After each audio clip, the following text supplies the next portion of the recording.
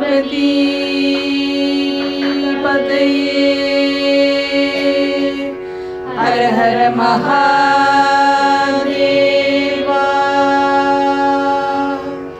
அழுது அரணடி அடைந்திட்ட மாணிக்க வாசக பெருமான் மலரடிகள் போற்றி போற்றி.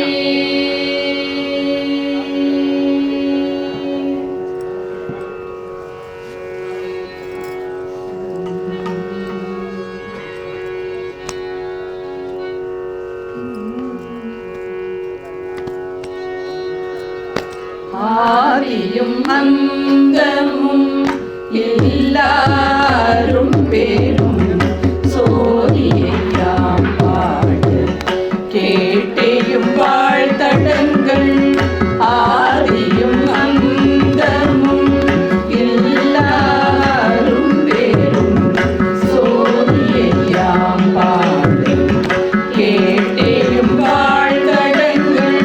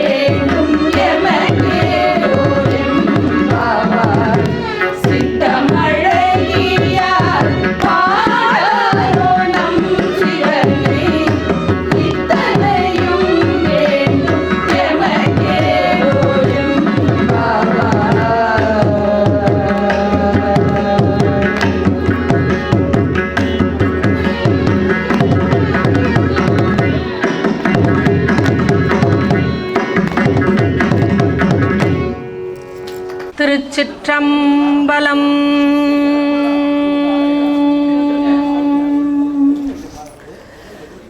ஐந்து கரத்தனை ஆனை முகத்தனை இந்தின் இளம்பிறை போலும் எயிற்றனை நந்தி மகந்தனை ஞான கொழுந்தினை புந்தியில் வைத்து அடிபோற்றுகின்றேனே. முழுமுதல் கடவுளாம் விநாயகப் பெருமானை வணங்கி எல்லாம் வல்ல எம்பெருமானை நீருதாங்கிய நுதலானை நெற்றிக் கண்ணனை மனதில் இருத்தி அவன் அருளாலே அவன் தாழ் வணங்கி இந்த திருக்கோவிலில் எழுந்தருளி அருள்பாலிக்கும் செம்பொற் சோதிநாதர் அறம் வளர்த்த நாயகி உடனுரை செம்பொற் சோதிநாதரின் திருவடிகளையும் ஓசை கொடுத்த நாயகியின் உடனுரை ஆடல் வல்லானின் திருப்பாதங்களையும் மனதில் இருத்தி அவன் அடியை வணங்கி எனது உரையை துவங்குகிறேன். தரணி போற்றும் தமிழ் தாய்க்கு என் முதல் வணக்கம்.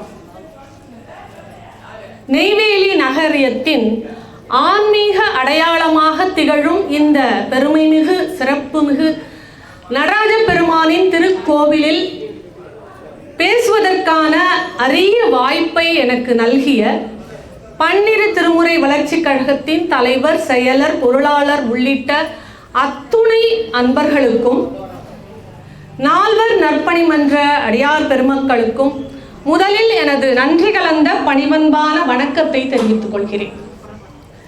இந்த பாவை விழாவின் துவக்க நாளான இன்று இங்கு திரளாக கூடியிருக்கும் ஆன்மீக அடியார் பெருமக்கள், சகோதர சகோதரிகள், தோழிகள், குழந்தைகள், பெரியோர்கள் உங்கள் அனைவரையும் மனம் மெய் மொழிகளால் வணங்கி மகிழ்கிறேன். இந்த நிகழ்ச்சிக்கு முன்பு நடந்தது ஒரு அருமையான ஒரு இசை கச்சேரி. 20 திருவம்பாவை பாடல்களையும் 20 ராகத்தில் பாடுவது என்பது அவ்வளவு ஒரு லேசான காரியம் அல்ல. அது எவ்வளவு சிரமம் என்பது எனக்கு ஓரளவு தெரியும். ஆனாலும் அந்த சகோதரிகள் 4 பேரும் அத்துணை பயிற்சி எடுத்து அவ்வளவு சிறப்பாக அந்த பாடல்களை துவக்க விழாவென்று ஒரு சிறப்பானதொரு துவக்கத்தை கொடுத்திருக்கிறார்கள். அவர்களுக்கு உங்கள் கரவொலியோடு மீண்டும் பாராட்டுதலை தெரிவித்துக் கொள்கிறேன். மார்கழி 20ஆம் நாள் இன்று திருவம்பாவை துவக்க விழா.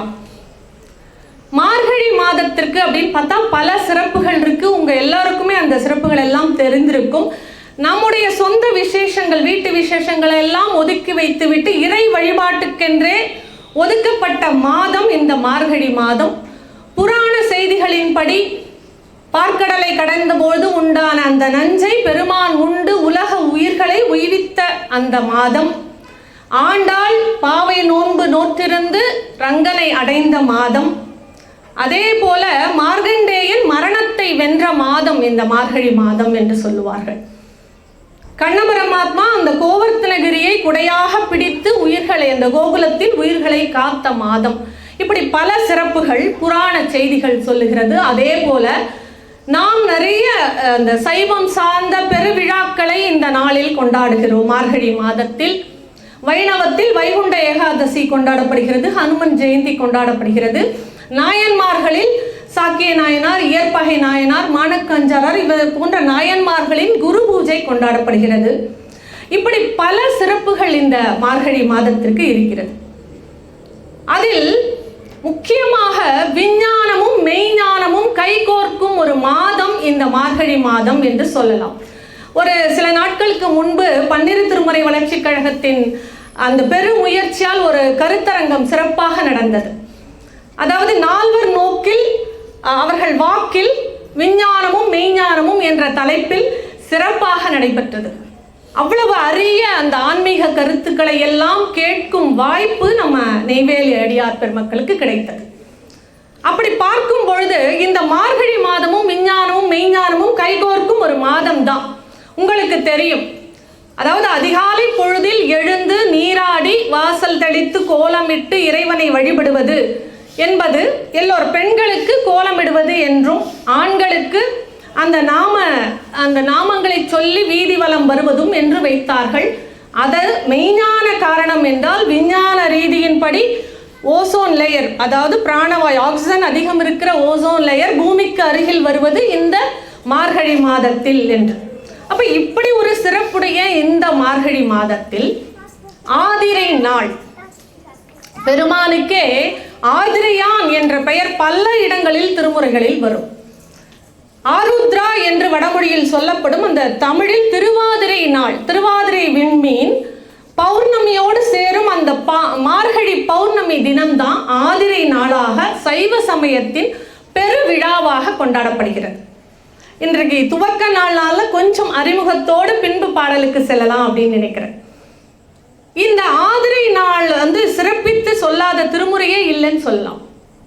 சம்பந்த பெருமான் திருமயிலையில் பூம்பாவை, அந்த பெண் இறந்து போகிறாள், அவளை எழுப்பும் பொழுது பாடுகிறார். மட்டிட்ட புண்ணியம் என்று துவங்குகிற அந்த பதிகத்தில் கபாலீச்சரம் அமர்ந்தான் பெருமான், ஆதிரை நாள் காணாதே போதியோ பூம்பாவா என்று சொல்லி அவளை உயிர்ப்பித்தார். சிதம்பரத்தில் தில்லையில் சேந்தனார் பாடிய திருப்பல்லாண்டு அந்த வரலாறு. தேரோட்டம் நிகழ்கிறது, அப்பொழுது நின்று போகிறது தேர். அப்ப அசரீரியாக ஒரு குரல் சேந்தனார் பாடினால்தான் இந்த தேர் நகரும் என்று கேட்கிறது பெருமானின் குரல். அப்ப அவர் பாடுகிறார், ஆரார் வந்தார் அமரகுழாத்தில் அணியுடை ஆதிரை நாள், நாராயணனு நான்முகனங்கி இரவியும் இந்திரனும் தேரார் வீதியில் தேவர் குழாங்கள் திசையனைத்தும் நிறைந்து பாரார் தொல்புகள் பாடியும் ஆடியும் பல்லாண்டு கூறுதுமே என்று பெருமானை வணங்குகிறார். ஆதிரை நாள் அவ்வளவு பேரும் அங்கு கூடியிருக்கிறார்கள் தில்லையில் என்று போற்றி பாடிய பிறகு அந்த தேர் நகர்ந்தது. அப்படிப்பட்ட சைவ சமயத்தின் பெரு விழாவான ஆதிரை திருநாளை 10வது தினமாக வைத்து 9 நாட்களுக்கு முன்பு துவங்கப்படுவதுதான் இந்த திருவம்பாவை விழா. இந்த 10 நாட்களும் திருவம்பாவையின் 20 பாடல்கள் மட்டுமே ஓதப்படுகிறது. சைவ சமயத்தோட வேதம் அப்படின்னு சொல்ற 12 திருமுறைகள்ல 8ஆம் திருமுறையான திருவாசகத்தில் இருந்து 7வது பதிகமான திருவம்பாவை மட்டுமே ஓதப்படும் ஒரு சிறப்பு. அப்ப மற்ற அந்த திருமுறைகளுக்கெல்லாம் இல்லாத ஒரு சிறப்பு திருவாசகத்திற்கு என்ன இருக்கிறது அப்படின்னு பார்க்கலாம். திருவாசகம் ஒரு அனுபவ நூல். அந்த மாணிக்க வாசகர் வரலாறு எல்லாம் உங்களுக்கு தெரியும். இங்க இருக்கும் அடியார் பெருமக்கள் அனைவருமே திருமுறைகள்ல, திருவாசகத்துல, திருமந்திரம் எல்லாவற்றிலுமே நல்ல பரிச்சயமும் அதை பற்றிய பொருளும் உணர்ந்தவர்கள் தான். அந்த மாணிக்க வாசகரை திருப்பெருந்துறையில் குருந்த மரத்தடியில் குருவாக வந்து இறைவன் ஆட்கொள்கிறான். அந்த இறை அனுபவத்தை பெறுகிறார். விழித்து பார்க்கும்பொழுது இறைவன் இல்லை. அந்த அனுபவத்தை பெற்று அதை இழந்து விடுகிறார். மீண்டும் அதை அடைவதற்காக அவர் அழுது அரற்றி நினைந்து உருகி பாடிய அனுபவ பெட்டகம்தான் இந்த திருவாசகம் நூல். அதனால்தான் அதை படிப்பவர்கள் அப்படியே கசிந்துருகி போகிறார்கள். திருவாசகத்திற்கு உருகார், ஒரு வாசகத்திற்கும் உருகார் என்ற அந்த சொல் வந்தது. அதனால்தான் அது சாதி, மதம், மொழி, இனம் இதெல்லாம் கடந்து ஒரு ஆங்கிலேயரையே என்பை உருக வைக்கும் நூல் திருவாசகம் என்று சொல்ல வைக்குது இல்லையா? போப்பாண்டவர் அந்த ஜியு போப் ஆங்கிலத்தில் அதை மொழிபெயர்த்திருக்கிறார். அப்ப இந்த திருவாசகத்தோட பெருமை என்று பார்த்தோம்னா நிறைய சொல்லிக்கொண்டே போகலாம். நால்வர் மணி மாலை துறைமங்கலம் சிவபிரகாச சுவாமிகள் அவர் சொல்லுகிறார். நால்வர் பெருமக்களோட பெருமையெல்லாம் சொல்லுவார். அதுல திருவாசகத்தை சொல்லுகிறார். திருவாசகம் ஒரு கால் ஓதின் கருங்கல் மனமும் கரைந்துருக கண்ணீர் தொடுமணர் கேணியில் நீர் பாய அப்படின்னு. கருங்கல் மனசு கூட கரைஞ்சு போய் நம்ம கண்ணில் இருந்து ஒரு மணல் கேணியில நீர் எப்படி சுரக்கும் அதுபோல கண்களில் நீர் சுரக்கும் என்கிறார். அப்படிப்பட்ட ஒரு அனுபவ இறை அனுபவத்தை பெறுவதற்கு வழிகாட்டும் ஒரு எளிய சொற்கள். எல்லாமே பார்த்தோன்னா ரொம்ப புரியாத நமக்கு அகராதி அப்படியெல்லாம் தேவைப்படுகிற சொற்கள் அல்ல. எல்லாமே எளிமையான சொற்களை கொண்ட அந்த திருவாசகத்தில் 7வது பதிகமாக இடம்பெற்றிருக்கும் திருவம்பாவை. இதுல என்ன சிறப்பு அப்படின்னா, இந்த திருவம்பாவைக்கு சக்தியை வியந்தது அப்படிங்கிற அடைமொழி இருக்கும்.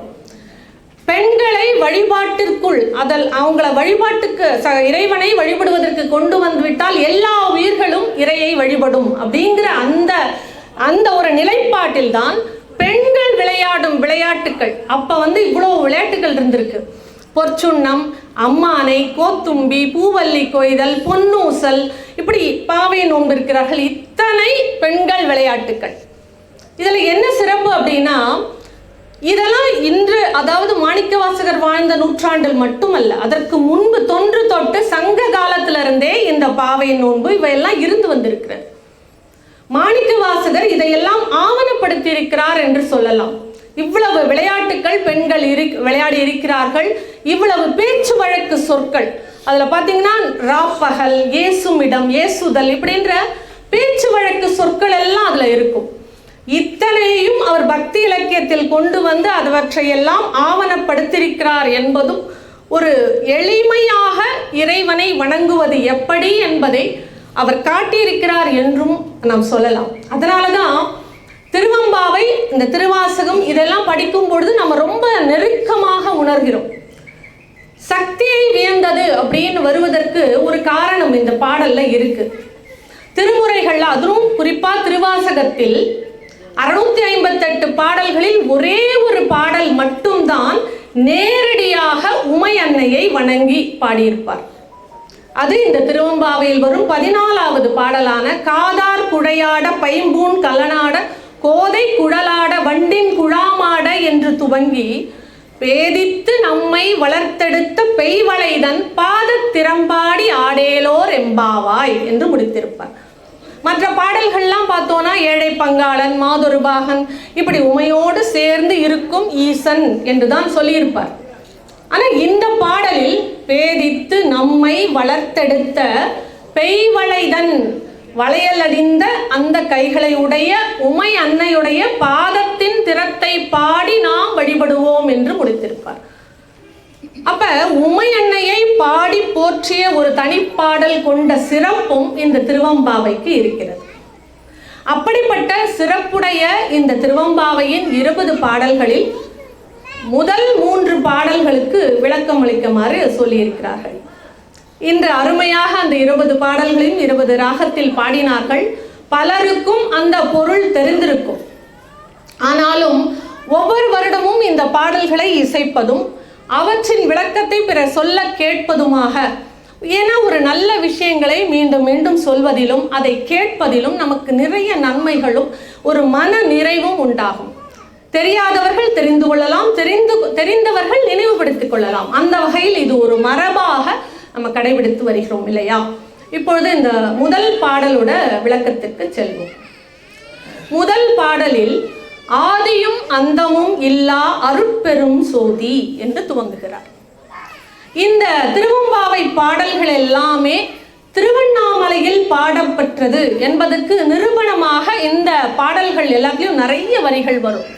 இப்போ ஆதியும் அந்தமும் இல்லா அருட்பெரும் சோதி, மாலரியா நான்முகனும் காணாமலையினை நாம், பாதாளம் ஏழினும் கீழ், அண்ணாமலையான் அடிக்கமலம் சென்றிரைஞ்சும், இப்படி இந்த வரிகள் எல்லாமே மாணிக்கவாசகர் திருவண்ணாமலையில் அங்கு சென்று இறைவனை நினைந்து அந்த பெண்கள் விளையாடும் பொழுது அவற்றில் ஏற்றி பாடினார் என்பதற்கான நிரூபணமாக இருக்கிறது.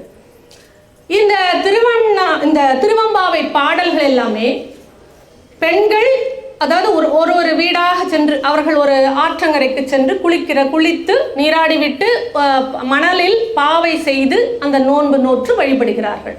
அந்த பொம்மை மாதிரி செய்து வழிபடுகிறார்கள். அப்போ ஒரு பெண்ணாக அவர்கள் சேர்ந்து, தோழிகள் எல்லாம் சேர்ந்து அந்த ஆற்றங்கரைக்கு போக வேண்டும். அதற்கு ஒவ்வொருவராக அவர்கள் எழுப்புகிறார்கள்.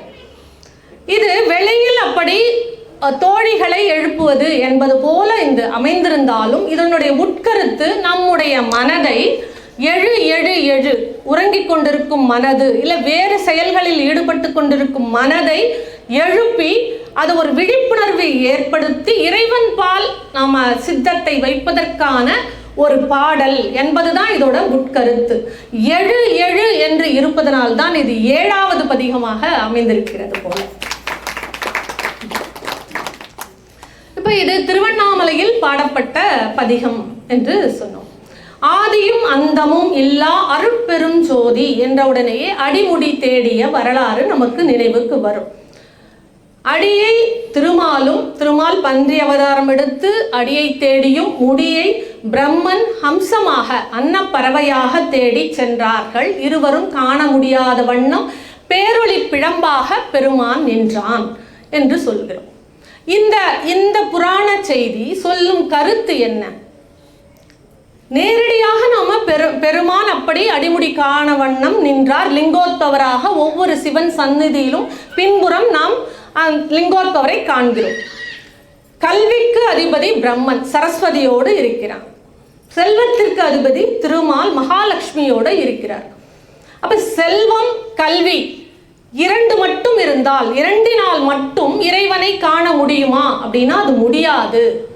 நாம் எப்பொழுது நம்முடைய மனதில் அந்த அகந்தை என்ற அந்த நான் என்ற ஆணவத்தை விட்டொழித்து நாம் அப்படி நெக்குருகி நின்று பக்தி செலுத்துகிறோமோ, அன்பினால் கரைந்து உருகுகிறோமோ, அப்பொழுதுதான் இறைவனை காண முடியும் என்பதை உணர்த்துவதுதான் இந்த அடிமுடி தேடிய வரலாறு.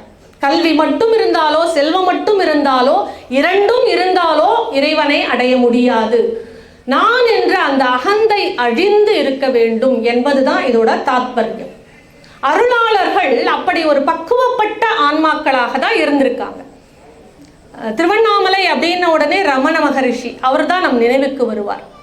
அவர் வாழ்ந்த காலம் ஒரு 1950 அவர் இறந்தப்ப நினைக்கிறேன்.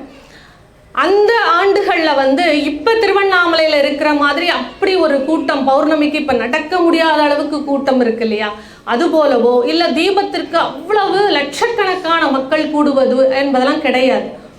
அப்போ வருவாங்க, அதாவது தீபத்திற்கு மக்கள் வருவார்களாம். அதுவும் எப்படின்னா அந்த திருவண்ணாமலையை சுற்றி இருக்கிற கிராமத்து எளிய ஜனங்கள் அவங்கெல்லாம் வருவாங்க. தீபம் பார்த்து விட்டு அவர்களெல்லாம் ரமணாசிரமத்திற்கு சென்று ரமண மகரிஷியை தரிசிப்பார்களாம். அன்று ஒரு நாள் தொடர்ந்து அந்த எளிய மக்கள்லாம் அவ்வளவு, அவர்கள் வெகு தூரத்தில் கிராமத்துலேருந்து நடந்து வருவாங்க. அவ்வளவு வேர்வை அவ்வளோ இதோட வருவாங்க.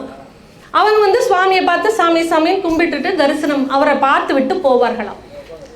அந்த ஆசிரமத்தில் என்ன செய்தார்கள், ஒரு நாள் தீபத்திற்கு முதல் நாள் என்ன பண்ணுறாங்க, அவர் அமர்ந்திருக்கும் சோபா அதுக்கு முன்னாடி ஒரு பெரிய தடுப்பு வைத்து விடுகிறார்கள். சுவாமி வருகிறார், கேட்கிறார், என்ன இது, ஏன் இவ்வளவு எனக்கு முன்னாடி அவ்வளவு தூரம் தள்ளி ஒரு தடுப்பு இருக்கிறதுன்னு கேட்குறார்.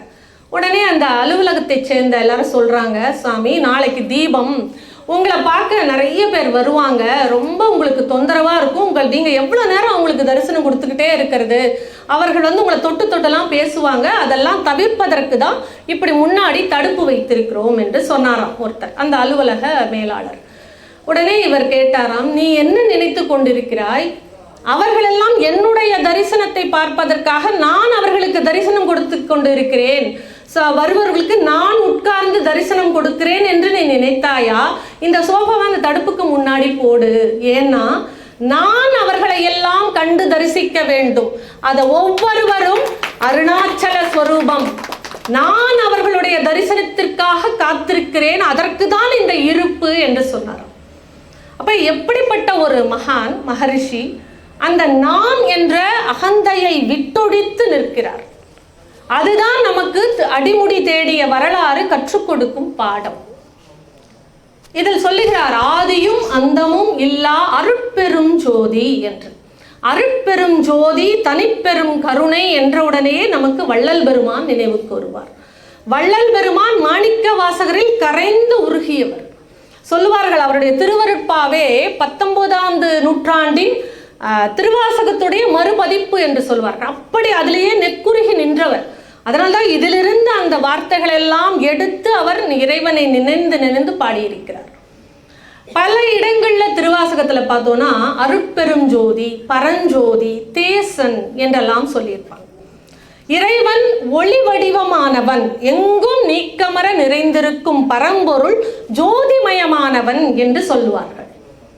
ஏன் அப்படி ஒளியோட சிறப்பு அப்படின்னு சொல்லணும்னா, அறிவியல் பூர்வமாக சில விஷயங்கள் இருக்கு. ஒலி சவுண்டோட ஸ்பீடு, வேகம் 300 மீட்டர் ஒரு நொடிக்கு என்றால், லைட் ஒளியோட வேகம் 300 லட்சம் மீட்டர் ஒரு நொடிக்கு. அப்ப இறைவன் எவ்வளவு தூரத்தில் இருந்தாலும் நமக்கு எளியோருக்கு கருணை புரிவதற்காக அவ்வளவு வேகமாக நம்மை காப்பான். அதனால்தான் ஒளி வடிவமானவன் இறைவன் என்பது எல்லா அந்த அருள் பக்தி இலக்கியங்கள்லாம் வலியுறுத்தும். நம்ம வேத காலம் தொட்டே அக்னி அந்த ஒளிக்கு அவ்வளவு சிறப்புகள் சொல்லுவார்கள் இல்லையா. ஆதியும் அந்தமும் இல்லா அருட்பெரும் ஜோதியை யாம்பாட கேட்டேயும் மாதே வார்த்தடங்கண் வளருதியோ அப்படிதான் வரும். அப்படி எடுத்தால் பொருள் நமக்கு விளங்கும்.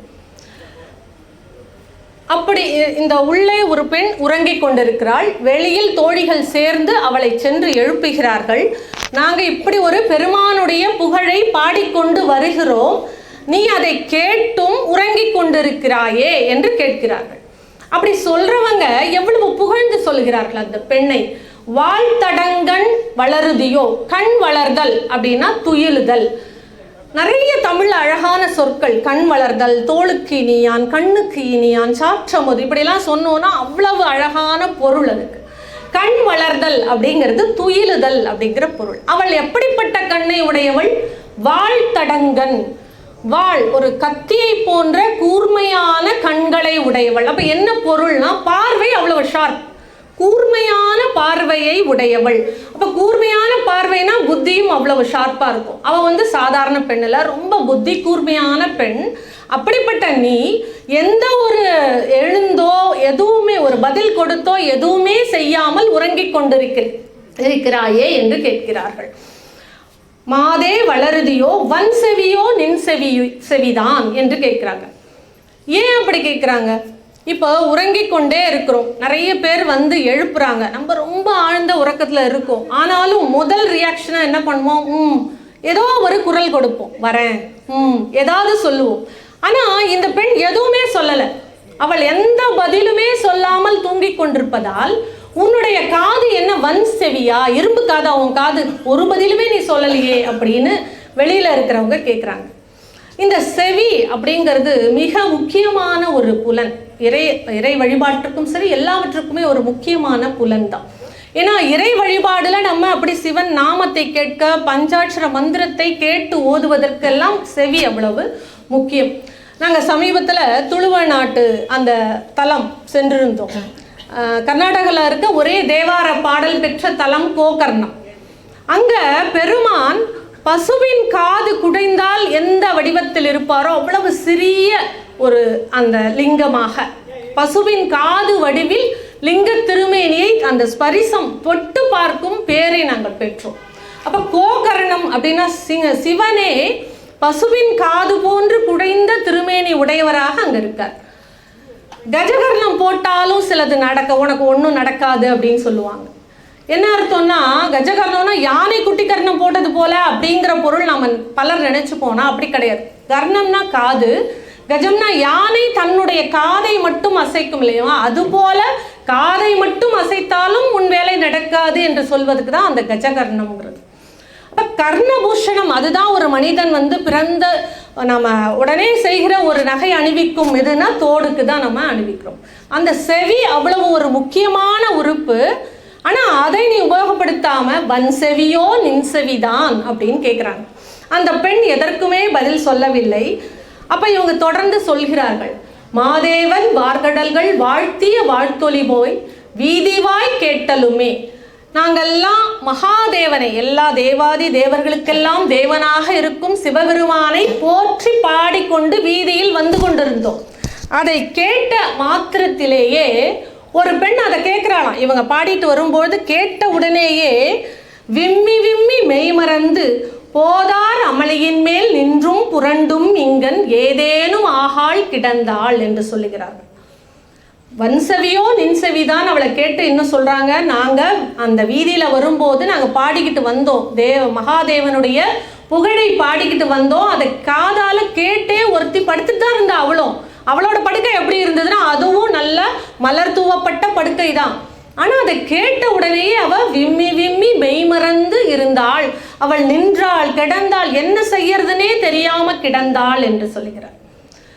மாணிக்கவாசகர் சொல்லுவார், இறை அனுபவத்தை சொல்லும்போது, மெய்தான் அரும்பி விதிர் விதிர்த்து உன் விரையார்கழற்கு கைதான் தலை வைத்து கண்ணீர் ததும்பி வெதும்பி உள்ளம் பொய்தான் தவிர்ந்து உன்னை போற்றி ஜெயசய போற்றி என்னும் கைதான் நெகிழவிடேன் உடையா என்னை கண்டுகொள்ளே என்று அவர் அழுது அரற்றியது போல அந்த பெண் அந்த மகாதேவனுடைய புகழை கேட்டவுடனே விம்மி விம்மி மெய் மறந்து என்ன செய்வதென்று தெரியாமல் படுக்கையிலிருந்து வீழ்ந்தாள். ஆனால் நீயோ, நாங்க உன் கதவை தட்டுறோம், ஆனாலும் நீ எழுந்துக்காம இப்படி கிடக்கிறியே என்று கேட்கிறார்கள். என்னே என்னே ஈதே என் தோழி பரிசேலோர் எம்பாவாய் என்று சொல்லுகிறார்கள். இப்படி நாங்க உன் வீட்டு வாயிலில் நிற்கிறோம், ஆனாலும் நீ எழுந்து வராமல் இப்படி இருக்கிறாயே என்று இவர்கள் கேட்கிறார்கள்.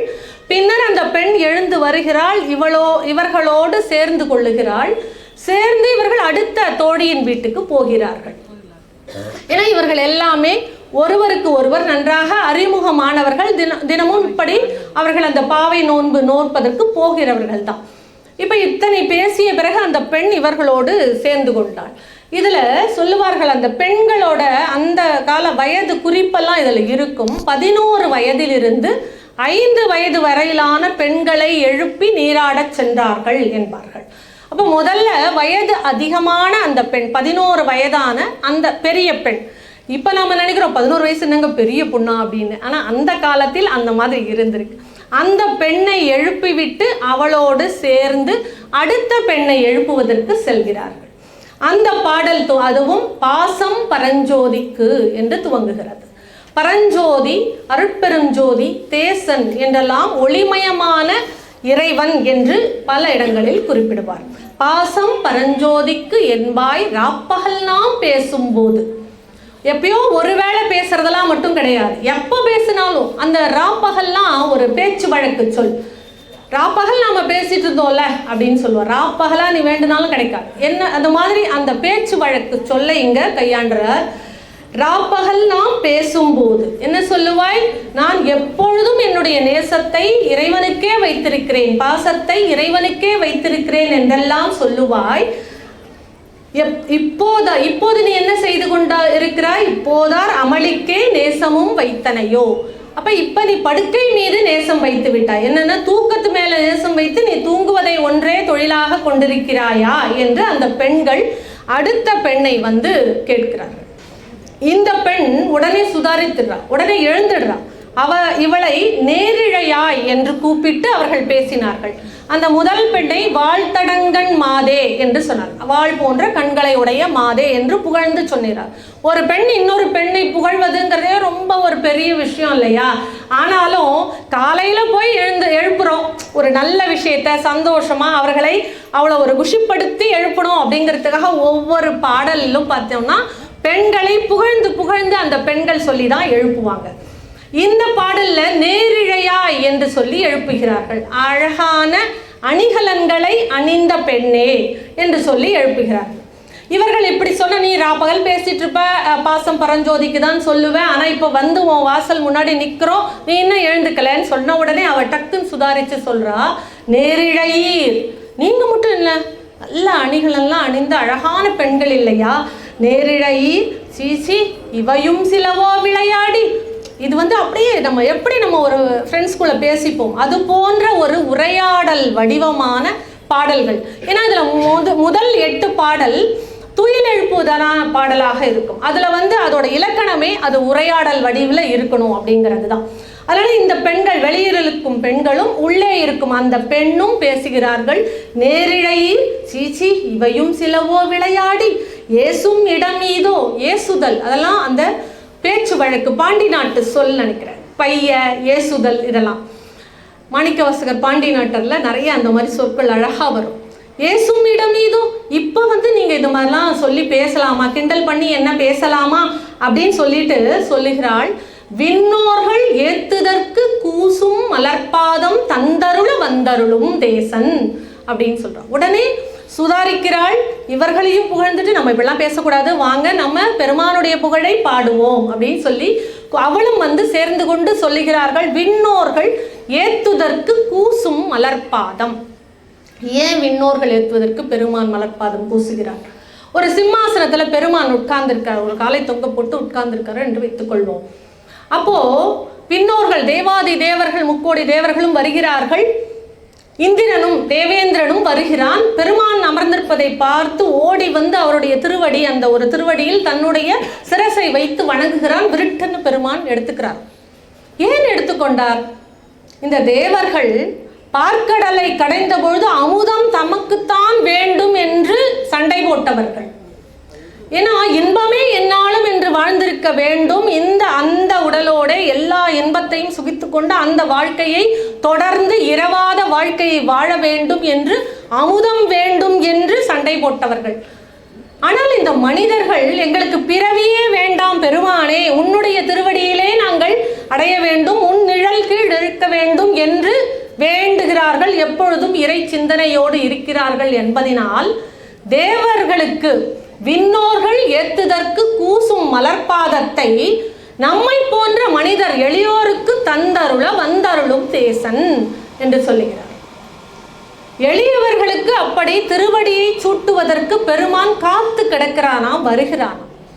அருளாளர்கள், பல அருளாளர்கள், திருவடி தீட்சையில பல வகை இருக்கும், நீங்கள் அறிந்திருப்பீர்கள். அதில் திருவடி தீட்சை பெற்ற அருளாளர்கள் இருக்கிறார்கள். அப்பர் பெருமானுக்கு நல்லூர், அங்கு பெருமான் திருவடி தீட்சை கொடுக்கிறார். அதனால்தான் இன்றைக்கும் அந்த கோவிலுக்கெல்லாம், அந்த நல்லூர் திருக்கோவிலுக்கு போனோம்னா அந்த சடாரி, பெருமாள் கோவிலில் தான் சடாரி வைப்பாங்க இல்லையா, பாதம் வைத்து அந்த சடாரியை வைப்பது, அந்த கோவிலில் சடாரி வைப்பார்கள். சிவன் கோவிலில் சடாரி வைக்கும் பழக்கம் அந்த நல்லூர்ல இருக்கு. ஏன்னா திருவடி தீட்சை அப்பர் பெருமானுக்கு அளித்த திருத்தலம் அந்த தலம். அதே போல சுந்தரருக்கு நமக்கு திருவதிகை அருகில் இருக்கிற அந்த திருவதிகைக்கு உள்ள அப்பர் பெருமான் அங்கு அப்படி இறைவனால் ஆட்கொள்ளப்பட்ட தலம், அங்கு அவர் உழவாரப்பணி சேர்க்க அந்த திருவதிகைக்குள்ள செல்வதற்கு அஞ்சி மதிப்பு கொடுத்து சித்தவடத்தில் சுந்தரர் தங்கியிருக்கார். அப்ப பெருமான் ஒரு வேதியராக, கிழ வேதியராக வந்து அவர் அருகில் படுத்து அவருடைய திருவடியை சுந்தரர் தலையிலேயே வைத்து வைத்து படுத்தாராம். இவர் என்ன இப்படி தலையில வைக்கிறவர்கள் தள்ளி தள்ளி படுத்தாராம். பின்பு பெருமான் அவருக்கு உணர்த்தினார். அந்த உணர்த்தின உடனே அவர் பாடிய பதிகம்தான் தன்மானை அறியாத சாதியார் உளரோ என்று. அப்படி சுந்தரருக்கு திருவடி தீட்சை கொடுத்தார். மாணிக்கவாசக பெருமானுக்கு திருப்பெருந்துறையில் குருந்த மரத்தடியில் பெருமான் அப்படி குருவாக வந்திருந்து திருவடி தீட்சை கொடுத்து ஆட்கொண்டார். இப்ப இத்தனை அருளாளர்கள். அதற்கு பின்பு வந்த சிவப்பிரகாசர், துறைமங்கலம் சிவப்பிரகாசர், அந்த சுவாமிகளுக்கு பெருமான் திருவடி தீட்சையை கொடுத்தாராம். அதை அவர் அவ்வளவு அழகாக வர்ணிக்கிறார். எப்படி இருந்ததுன்னா, பெருமான் 2 திருவடிகளையும் அவருடைய தலையில் வைத்தாராம். அதுல ஒன்று மெல்லடியாக பரப்பில் சிறியதாக இருந்ததாம், ஒன்று பெரியதாக வன் திருவடியாக பெரிய பரப்பில் இருந்ததாம். அதாவது ஒன்று மென்மையாக இருந்தது, ஒன்று கனமாக இருந்தது அப்படின்னு சொன்னார். ஏன் அப்படி இருந்ததுன்னா, அர்த்தநாரீஸ்வர கோலத்தில் பெருமான் அம்மையப்பனாக அவருக்கு திருவடி சூட்டினார். அதனால அந்த திருவடி அப்படி இருந்தது என்று அதை அழகா ஒப்பிடுகிறார். எதனோடு தெரியுமா? திருக்குறளோடு அவர் ஒப்பிடுகிறார். திருக்குறள் 4 அடி, முதல் வரி 4 அடி இருக்குல்ல, அந்த 4 அடி போல அப்பனுடைய பெருமானுடைய திருவடி திருவடியாக அப்படி பரப்பில் பெரியதாக இருந்தது. அந்த 2வது அடி 3 சீரோடு இருக்கும்ல, அதுபோல அம்மையோட திருவடி மென்மையாக பரப்பில் சிறியதாக என் தலையில் நான் உணர்ந்தேன் என்று அழகாக அப்படி வர்ணித்திருக்கிறார். என்றால் அந்த திருவடியை சூட்டப்பெறும் பெரும் பேரு, அந்த பேற்றுக்காக தான் மனிதர்கள் ஒருவருமே நாம் இறைவனை வேண்டி வேண்டி நம்முடைய அந்த அகந்தை எல்லாம் விட்டு நீயே கதின்னு பரிபூரண சரணாகதி அடையணும் அப்படின்றதான் நம்முடைய மனதை இறைவன் பால் நோக்கி செலுத்துவது தான் இந்த பாடல்களுடைய நோக்கமே. கூசும் விண்ணோர்கள் ஏத்துதற்கு கூசும் மலர்பாதம் தந்தருள வந்தருளும் தேசன், ஒளி வடிவானவன், தேஜஸ் பொருந்தியவர்கள் அப்படின்னு சொல்லுவோம்ல. எப்பன்னா ஆன்மா அப்படி அப்பழுக்கற்று இருக்கும்போது ஒரு தேஜஸ் உருவாகும். பெருமான் எப்பொழுதுமே தேசுடையவன், அதுதான் தேசன். சிவலோகன், அவன் சிவலோகத்தில் இருப்பவன். அப்ப அப்படிப்பட்டவனை நாம எப்படி போய் பார்க்கிறது? அதற்காகத்தான் அவன் நமக்காக காட்சி கொடுப்பதற்காக தில்லை சிற்றம்பலத்து ஈசனாக எழுந்தருளி இருக்கிறான். அப்ப தில்லை சிற்றம்பலத்திலும் எப்படிப்பட்ட நேரமாகிறதா? சரி, எப்படிப்பட்ட ஈசனாக எழுந்தருளி இருக்கிறான்? ஒரு கலை எடுத்துட்டோம்னு வச்சுக்கோங்களேன், ஓவியம், பாடுறது, வேற மற்ற கலைகள் எல்லாம், இசை, எதை எடுத்துக்கிட்டாலும் கலை வேறு கலைஞன் வேறாக நம்ம பாகுபடுத்தி பார்க்க முடியும். ஆனால் நடனக்கலையில் கலைஞன் வேறாக கலை வேறாக பார்க்க முடியாது. அவர்களை பார்த்தாதான் அந்த கலையும் நமக்கு உணரும், அவர்களையும் நம்ம உணர்வோம். அப்படி கலை வேறு கலைஞன் வேறு இல்லை என்ற நடனக்கலையின் மூலம் அந்த நடராஜ பெருமானுடைய ஆனந்த தாண்டவத்தின் மூலம் கலையும் நானே கலைஞனும் நானே, இந்த உயிர்கள் எல்லாமே நான் தான், இங்க இருக்கும் எல்லாமே நான் தான் என்பதை நமக்கு உணர்த்துவதற்காக நடராஜ பெருமானாக தில்லை சிற்றம்பலத்தில் எழுந்தருளி அருள்பாலிக்கும் ஈசன். அவருக்கு அன்பர்களாக நாம் ஆவோம், வாருங்கள் என்று அந்த தோழியை அழைத்து கொண்டு இந்த 3வது பாடலை இன்னும் ஒரு 5 நிமிடத்தில் நான் முடித்துவிடுகிறேன். 3வது பாடல்ல முத்தன்ன வெண்ணகையாய் முன்வந்து எதிரெழுந்து என்று சொல்லுகிறார். முத்து போன்ற பற்களை உடைய நகை சிரிப்பை உடைய பெண்ணே. அப்ப முத்து பாண்டி நாட்டு சொத்து, ஏன்னா அவர்களுக்கு அந்த முத்து தான் பிரதானம். அதனால மாணிக்கவாசகர் அதை சொல்லுகிறார். அப்படிப்பட்ட வெண்மையான பற்களினால சிரிக்கும் பொழுது அந்த சிரிப்பும் அப்படி ஒரு பிரகாசமாக இருக்கும். எப்பொழுதும் நீ என்ன செய்வாய்? எங்களுக்கு முன்பே எழுந்து அத்தன் ஆனந்தன் அமுதன் என்று அள்ளூர தித்திக்க பேசுவாய். சிவபெருமான் என்னுடைய அத்தன், ஆனந்த், அத்தன்னா தந்தை, அன்னையையும் அத்தனையும் அன்றே நீத்தாள், அத்தா உனக்கு ஆளாய் நீ அல்லே எனலாமே. சுந்தரர் எல்லாரும் பாடியிருக்காங்க இல்லையா? அத்தன் நீ எனக்கு தந்தை, ஆனந்தன் ஆனந்தமயமானவன் இறைவன், அந்த பேரின்பத்தை உணர வேண்டும் என்பது. அமுதன் அமுது போன்று எப்பொழுதும் தித்திக்க இருப்பவன், அள்ளூரி தித்திக்க பேசுவாய். திருப்புகழை பாட பாட வாய் மணக்கும், சொல்ல சொல்ல இனிக்குதடான்லாம் சொல்றோம்ல.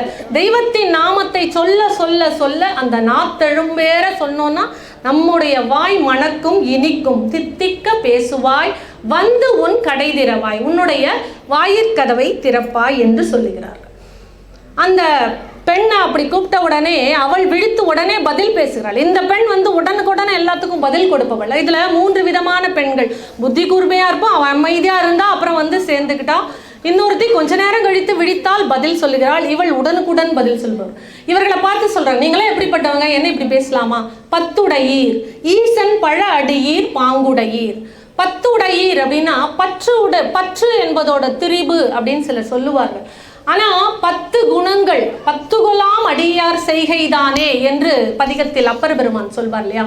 அதுபோல 10 குணங்கள், அககுணம் புறகுணம்னு 10 குணங்கள் சிவன் அடியார்களுக்கு இருக்க வேண்டும். அவர்கள் தான் உண்மையான அடியார்கள். இப்போ புற குணங்கள்லாம் நம்ம திருநீறு பூசுவது, ருத்ராட்சம் அணிவது, ஐந்தெழுத்தை ஓதுவது, சிவனாலயத்திற்கு செல்வது, அடியார்களுக்கு தொண்டு செய்வது, அடியார்களுடனே இருப்பது, இப்படி 10 குணங்கள்.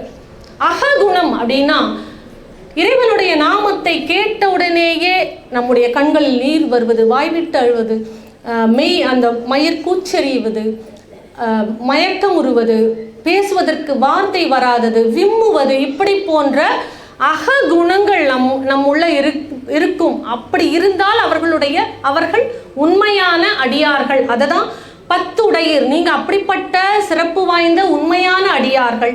10 உடையீர் ஈசன் பழ அடியீர் பாங்குடையீர்.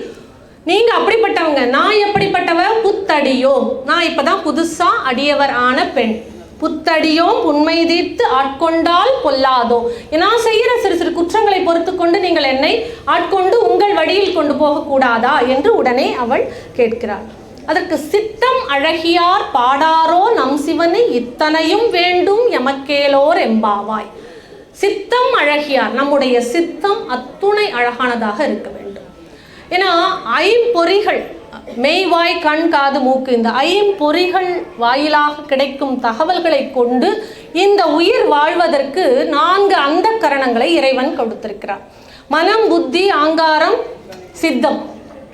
இதுதான் நமக்கு இந்த புலன்களின் பொறிகளின் வழியாக கிடைக்கும் தகவல்களை வைத்து நாம் என்ன செய்ய வேண்டும் என்பதை தீர்மானிக்கிறது. அப்ப சித்தம் தான் இறுதியாக இந்த 3 கரணங்களும் கொடுக்கும் அந்த செய்திகளை கொண்டு உயிர் என்ன செய்ய வேண்டும் என்று அதுதான் முடிவெடுக்கும். சிந்தனை, சித்தம், சிந்தனை, எண்ணம், எண்ணம் போல் வாழ்வு, எண்ணம் அழகா இருக்கணும் அப்படின்னு சொல்றோம்ல, அந்த சித்தம் தான் இந்த உயிர் என்ன செய்யணும் அப்படின்னு முடிவெடுக்கும். அப்ப சித்தம் அழகானதாக இருந்தால்தான் இந்த உயிர் இறைவனை நோக்கி செல்லும், இறைவனை வழிபட வேண்டும் என்ற எண்ணம் உண்டாகும்.